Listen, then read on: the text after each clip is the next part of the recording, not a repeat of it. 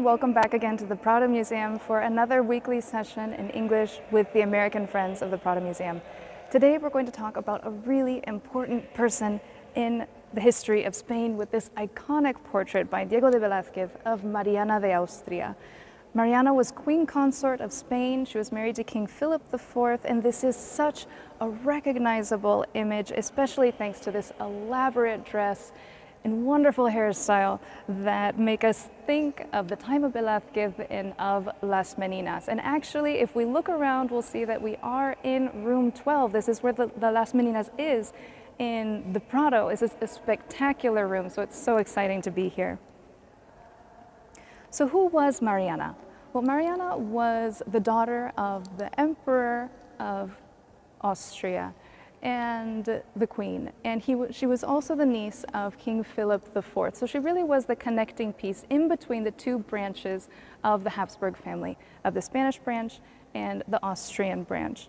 And when she was just 11 years old, her mother died.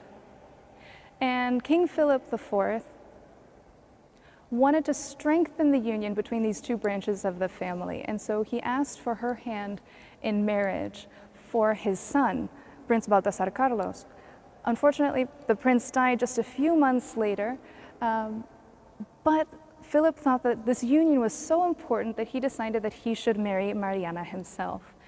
And this was a little bit of a concern at the time, even when marriages to much younger women were more common, because she was still very young. And one thing is to be married to a young prince and the two can grow up together, and it's a very different thing to be married to a king and have the obligation to produce an heir. But the marriage lasted, and they had several children. Not all of them reached adulthood, and really none of them had very happy endings, but that's really enough material for a whole nother video. And today we're just going to talk about Mariana. And Velázquez painted her here in 1653. She's 18 years old. At this time, she is queen consort. And if we notice, there's actually really not a lot about this painting that tells you explicitly that we're looking at a queen. And this really comes from a tradition of paintings of kings and queens, and especially those portraits of the Habsburg monarchs. The kings and queens looked like people that were very elegant and very refined and very distinguished, but they didn't explicitly show you that they were the king or the queen.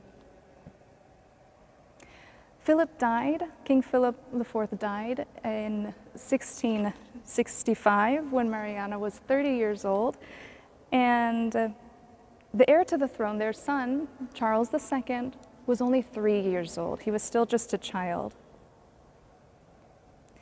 And so this meant that Mariana had just become the most powerful person in the monarchy.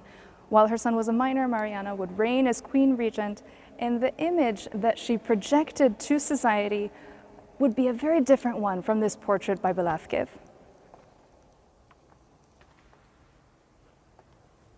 Now, if we walk through the galleries of the Prado Museum, and so many museums, you might notice that there's just not a lot of women painters on the walls. But if you shift your perspective, you can also notice that there were very important women and very powerful women. And through their collecting and their artistic patronage, they also made very important impacts on art history and on the makeup of this collection. We can think of women like Isabella the Catholic, Isabella Católica, who sponsored Christopher Columbus's first voyage, or Isabel Clara Eugenia, who was the governess of the Spanish Netherlands, or Mary of Hungary, who was the Queen Regent of Portugal. Because of the decisions of these women and so many others, we have some of the most emblematic paintings in the Prado today, and without them we wouldn't have them, like The Descent of the Cross by Roger van der Weyden, like Charles V on horseback by Titian, or Adam and Eve by Albert Dürer. These are women who governed, they commissioned art, they purchased art, they controlled the visual representations of themselves, of their families, of their monarchy.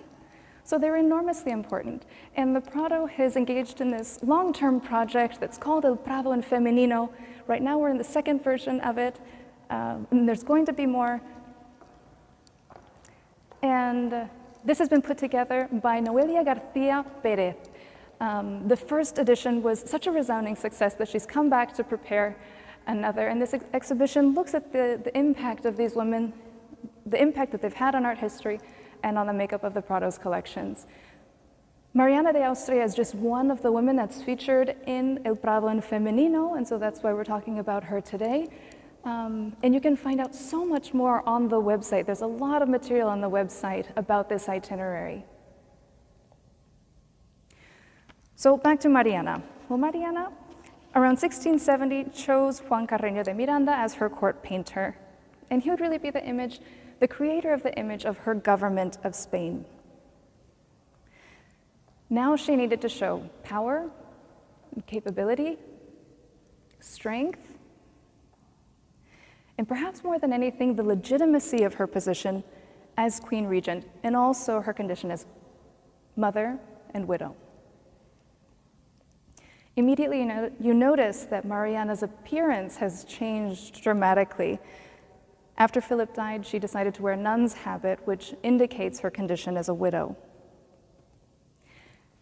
Carreño painted this image, which is actually one of a pair. Right next to Mariana, we also have a portrait of her son, Charles II.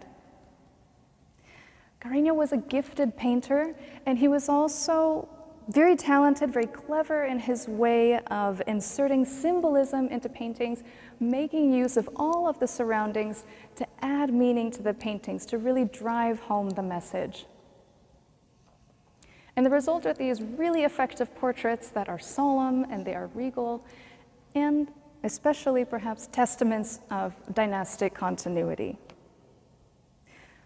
So how has he done this? Well, he's placed Mariana in this symbolic space. Look at all of the room and all of the details, all of the space that he has allowed to surround Maria. Lets the viewer's eye wander around and take in all of these details, make all of the associations necessary to comprehend the full propagandistic message.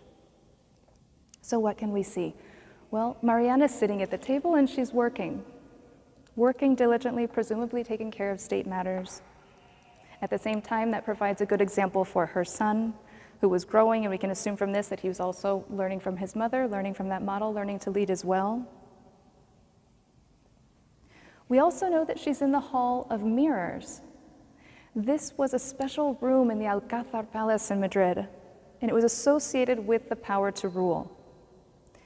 And it was filled with portraits of Habsburg monarchs. So this was a space of memory, of dynastic memory, and of continuity. On the mirrors, we can also see the decoration of the golden eagles, which again is a reference to the Habsburg monarchy. This is just replete with references to this idea of continuity and the legitimacy of Mariana's position. This idea of including a space, an interior inside the palace in a portrait to add meaning is actually something that Carreño de Miranda has probably taken from Velázquez, who did that so famously in Las Meninas. And also, like Velázquez, Carreño has included a detail that we can see in the back of adding paintings on the walls. And historians have identified those paintings. They are paintings that are in the Prado's collection. You can see them in other rooms here in the museum today.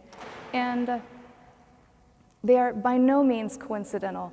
One of them is Judith and Holofernes by Tintoretto, and we can imagine that Mariana is kind of identified with some of the qualities of Judith because she's brave, because she was a widow, because she's willing to do anything to defend her people and to rise to the challenge of duty. And the other painting is of Philip II offering his son Don Fernando to the heavens. And this painting is by Titian, and this is another painting that is full of ideas of dynastic continuity, of bloodline, of the relationship between the king and his son, the heir. And here we have this idea of Mariana and her son, the Queen Regent. I think you can all agree with me that this is an image of a powerful, serious woman with authority, a very different image than we see of her as queen consort in her portrait by Velázquez. Here we have Mariana 20 years later, who has become the most powerful woman in the monarchy. This is just a little bit about Mariana de Austria. You can learn so much more about her on our website and about El Prado en Femenino, the feminine perspective. So thank you for joining me today, and we'll see you again next Wednesday.